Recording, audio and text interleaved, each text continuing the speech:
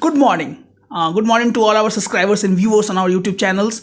Today we are talking on a very important issue, that is which school is best. आज हम बहुत ही important मुद्दे पर बात करने वाले हैं कि कौन सा स्कूल हमारे लिए यानी आपके लिए बेस्ट है और कौन सा आपके लिए बेस्ट उतना नहीं है। हम किसी भी स्कूल या किसी भी विद्यालय की कमी को इंगित नहीं कर रहे हैं, लेकिन हाँ, यहाँ पे हम एक अच्छा और पारदर्शी वीडियो लेके आना चाहते थे, जिस पर हम बताना चाहे अपने प्यारे प्यारे व्यूवर्स को, प्यारे प्यारे पेरेंट्स को कि कौन सा और क्या क्या चीज़ें हैं जो कि ब्रांडेड स्कूल्स को नॉर्मल स्कूल से अलग बनाता है, या नॉर्मल स्कूल और ब्रांडेड स्कूल में क्या क्या डिफरेंसेस है। बहुत सारे प्यारे प्यारे कमेंट्स आप लोग के यहाँ पे आए हुए हैं, तो हम लोगों ने सोचा एक सही और सटीक जानकारी अपने व्यूवर्स को, अपने दर्शकों को दी जाए, जिसमें दर्शक ही इसके निर्णायक हो। आप भी कोशिश करें, आप भी बताएं अपने कमेंट्स में कि आपको कौन सा सही लग रहा है और कौन सी बातें गलत लग रही हैं, जिस पर हम अपने विचारों को और आगे की ओर अग्रसर करेंगे। तो बिना देर के शुरू की जाए अपने प्यारा सा वीडियो। पहले बात की जाए कि सर कौन सा स्कूल हमारे अपने बच्चे के लिए सही है। बच्चे सबसे ज़्यादा जरूरी किसी पेरेंट्स के लाइफ में होते हैं, वो है हमारे प्यारे प्यारे छोटे छोटे बच्चे। पेरेंट्स सोचते हैं कि उनकी लाइफ सिक्योर हो, उनका ओवरऑल डेवलपमेंट हो, उनका पूरा विकास हो, जिससे उनकी लाइफ स्ट्रांग हो सके। क्योंकि ये बात सही है, ये 10 साल में जो बच्चों का डेवलपमेंट कराया जाता है, पूरी ज़िंदगी तक उनको फाइट करने के पर इन्हीं प्रमुख बातों पर उनकी लाइफ जो है वो डिपेंड करती है कि वो अपने आने वाले परेशानियों को किस तरीके से हैंडल करते हैं। तो देखते हैं, हम लोग कुछ पॉइंट्स बनाए हुए हैं, उस पर लोग बात करेंगे। पहले दिन बात करेंगे कि क्या क्या स्कूल्स को बेहतर बनाती है और स्कूल्स में क्या क्या चीज़ें हैं जो होनी चाहिए, जो कि बच्चों के डेवलपमेंट के लिए बहुत ज़रूरी है। फर्स्ट ऑफ ऑल हम बात करेंगे टीचर्स के बारे में। सेकंड, हमारे लिस्ट में जो नाम आया है वो है मैनेजमेंट कमेटी, किस तरह की मैनेजमेंट कमेटी है स्कूल में, उस पर हम बात करने वाले हैं। थर्ड है क्लासरूम एक्टिविटीज़ किस तरह की है, उस पर भी डिपेंड करता है स्कूल का main environment. Teacher student ratio, that is also very important. Ratio क्या है और किस स्कूल में किस तरह का रेशियो फॉलो किया जाता है, निर्णायक आप रहेंगे। इस वीडियो के माध्यम से हम अपना निर्णय नहीं देना चाहते हैं, लेकिन हाँ, साफ शब्दों में हम बताना चाहेंगे, हम किसी स्कूल की बुराई और उसकी बड़ाई नहीं कर रहे हैं, बस सटीक जानकारी देने का प्रयास कर रहे हैं, जैसे हमारे जो व्यूवर्स हैं वो गुमराह ना हो, उनकी गाड़ी कमाई बर्बाद ना हो सके। क्योंकि उनका ये सोच रहता है कि हमारे बच्चे सही में अच्छे स्कूल में पढ़े और सही में उनका डेवलपमेंट की और उनका बढ़ाव हो। चूँकि हर एक बच्चा अपने पेरेंट्स के लिए दिल का टुकड़ा है, चांद का टुकड़ा होता है। इन्हीं बातों से हम बात करेंगे। उसके बाद हम बात करें टीचर स्टूडेंट रेशियो के बारे में। आफ्टर दैट प्लेग्राउंड एरिया, किस तरह का प्लेग्राउंड एरिया स्कूल प्रोवाइड करा रहा है। उसके बाद sports activity, annual functions, that is very important. जो हम यहाँ पे पॉइंट्स लेके चले हैं 1 2 3 4 5 6 7 पॉइंट्स वी हैव। तो बिना देर के शुरू की जाए अपना ये सीरीज का वीडियो। इसमें हम देखते हैं कि भाई कौन कौन से पॉइंट्स कौन कौन से स्कूल में फॉलो हो सकते हैं या नहीं हो सकते हैं। पहले हम बात करेंगे टीचर्स की। अब हम बात करेंगे कि भाई ब्रांडेड स्कूल में टीचर की फैसिलिटी किस तरह की होती है और रिक्वायरमेंट किस तरह का होता है। जो नॉर्मल एवरेज स्कूल होते हैं वहाँ पे टीचर्स का रिक्वायरमेंट किस तरह का होगा। जितने भी ब्रांडेड स्कूल्स हैं उनमें टीचर का एक जो प्रोसेस है, एक प्रोसीजर है, उनको फॉलो किया जाता है according to our concept, according to our knowledge. इसमें हो सकता है कि ऊपर नीचे हो, लेकिन जहाँ भी कोई ब्रांडेड स्कूल होते हैं उनका एक प्रॉपर कॉन्सेप्ट होता है, प्रॉपर प्रोसीजर होता है। इसमें टीचर्स को इंटरेक्शन मीट के आधार पर interview and so many process going that through with the teachers must be accurate in knowledge. पहले कि टीचर का नॉलेज इनके जो अच्छा होना चाहिए, that is very important. After that it's behaviour, it's culture, it's character is going that can be check by the school management committee. तो ये चीज़ें ब्रांडेड स्कूल्स में ज़्यादा फॉलो की जा सकती हैं, जो कि क्योंकि उनका पेमेंट स्किल अच्छा है, वहाँ पे टीचर्स अच्छे आ सकते हैं। जबकि ऑन एन एवरेज और नॉर्मल स्कूल्स में ये सब चीज़ें शायद फॉलो हो या नहीं हो, निर्णायक आप हैं। उसके बाद मैनेजमेंट कमेटी कभी भी नहीं चाहेगी अच्छे और ब्रांडेड स्कूल्स की कि हमारे स्कूल का नाम बदनाम हो, क्योंकि वो जानती है कि आने वाले जितने भी जनरल स्कूलों में वो इन्हीं बात पर डिपेंड करता है कि उनका जो है पब्लिसिटी किस तरह का हो रहा है। क्योंकि आज के हर एक लोग जागरूक हैं, हर एक लोग सिर्फ एड्स पे ही बिलीव नहीं करते हैं, वो जानते हैं कि रियलिटी में किस तरह की बातें चल रही हैं, और उसके आधार पर वर्ड ऑफ माउथ पब्लिसिटी सबसे बेस्ट पब्लिसिटी मानी जाती है। That is called word of mouth publicity. उसी के आधार पर पेरेंट्स निर्णय लेते हैं कि कौन से स्कूल बेस्ट हैं, कौन से स्कूल बेस्ट नहीं है। तो management is very important for managing all type of curricular activities in the school, the rule and regulation, the policies and all important things. Classroom is also very important.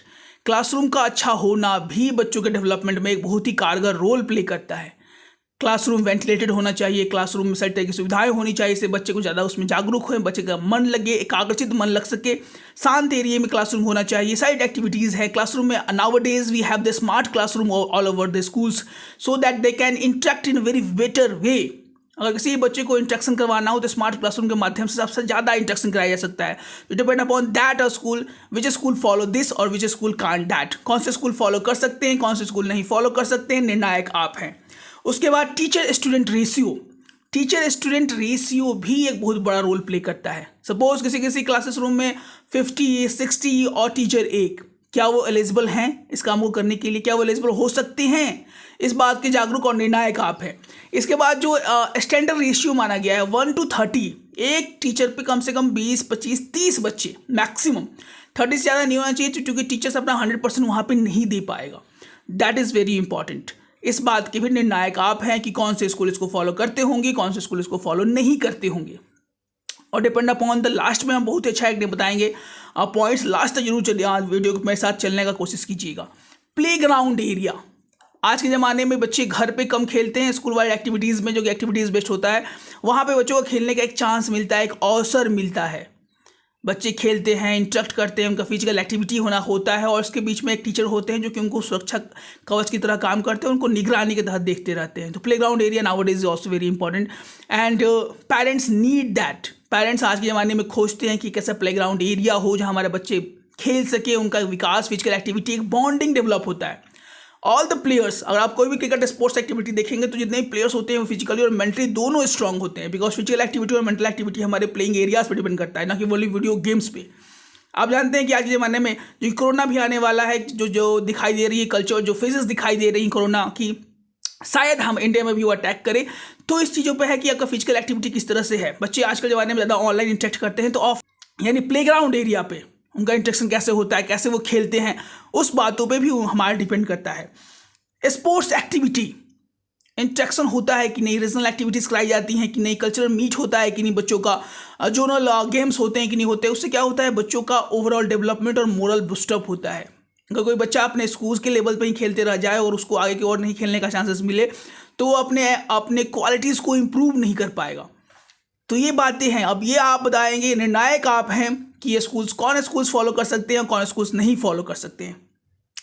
And annual function जिसमें बच्चों की cultural activities को एक high range मिलता है। अलग अलग different schools के जोन्स के बच्चे आते हैं, वहाँ पे एनुअल फंक्शंस को ऑर्गेनाइज कराती है, को-करिकुलर एक्टिविटीज़ कराई जाती है। इससे बच्चों के अपने जो क्वालिटीज़ है उसको इम्प्रूव करने का चांस मिलता है, because competition is very important for the development of A kids, that is called healthy competition, जहाँ में बच्चों के विकास को और बढ़ावा मिलता है कि वो अमुक बच्चा हमसे ज़्यादा अच्छा स्मार्ट वर्क कर रहा है तो हम कैसे अपने काम को और स्मार्टली उनसे ज़्यादा कर सकते हैं। तो ये 7 पॉइंट्स हम लेके चल रहे थे और 8वां लास्ट बोनस पॉइंट हम बात करना चाहेंगे, salary of the teacher, because every depend upon the teachers, how teachers work in a school और it totally depend upon the salary which is provided by the management. और उनको बोला जाए कि आपको अमुक सैलरी दी जाएगी और उनको सैलरी बहुत ही उसके अनुपात में कम दी जा रही है, टीचर्स उतने अच्छे तरीके से वर्क नहीं करेंगे। जज आप हैं, आप जज करेंगे कौन से स्कूल इस तरह के पॉलिसीज़ को फॉलो कर पाते होंगे, किसी स्कूल आज तरह की पॉलिसी को नहीं फॉलो कर पाते। हम किसी स्कूल के शिकायत और पढ़ाई का अनुबंध नहीं ले रहे हैं, बट यू आर द जज, you are the commentators, you are the skills developers. आप बता सकते हैं कि कौन से स्कूल इस तरह को फॉलो करते होंगे, कौन से स्कूल इस चीज़ों को फॉलो नहीं करते होंगे, because teacher has so many stress और work management and all that and he haven't got a decent salary, then how he or she works efficiently in any institution. सो ये सब बातें हैं। 8 पॉइंट जो कि लास्ट में एक और bonus point, the salary of the teacher, the life style of the teacher is not good, so how he can manage all the things in the life. उनका अपना घर ही नहीं अच्छे से चलता हो तो दूसरे के घर को कैसे संभाल सकता है कोई। ये सब बातें हैं जो कि थोड़ा सा वीडियो लंबा हो गया है, बट हमने कोशिश किया है कि आपको एक सटीक और सही जानकारी की तरफ ले चलें। और निर्णायक आप हैं, निर्णय आप लीजिए, कमेंट जरूर कीजिए कि सर आपको किस तरह की चीज़ें, आपको क्या लगता है कौन से अमुक स्कूल इस काम को फॉलो कर पाते होंगे, branded and normal school, average schools. In India there are so many school, branded school, non branded school का, boarding schools, co-educational schools, girls school, boys schools. तो किस तरह के इंस्टीट्यूट इस तरह को फॉलो कर पाते होंगे, कौन कौन से स्कूल इस तरह इन चीज़ों को फॉलो नहीं कर पाते होंगे। आपकी कमेंट हमारे लिए बहुत ही वैल्यूएबल है। हमारी छोटी सी फैमिली धीरे धीरे बड़ी होती जा रही है। आप लोग का प्यार और आशीर्वाद के लिए बहुत बहुत आभार। और आपकी कॉल्स कमेंट्स बहुत सारे आते हैं। Thanks for calling and commenting us. So और पहली बार हमारे वीडियोस को आप यूट्यूब पर देख रहे हैं अभी तो प्लीज़ लाइक से सब्सक्राइब नोटिफिकेशन बेल को क्लिक करना नहीं भूलिएगा। ऐसे हमारे वीडियो अपलोड हो आप तक बिना किसी रोक टोक के धीरे धीरे पहुंच जाए। तो मिलते हैं अपने एक और दमदार और जानदार वीडियो के साथ। तब तक स्वस्थ रहें, मस्त रहें। सो जी, जय हिंद, जय भारत।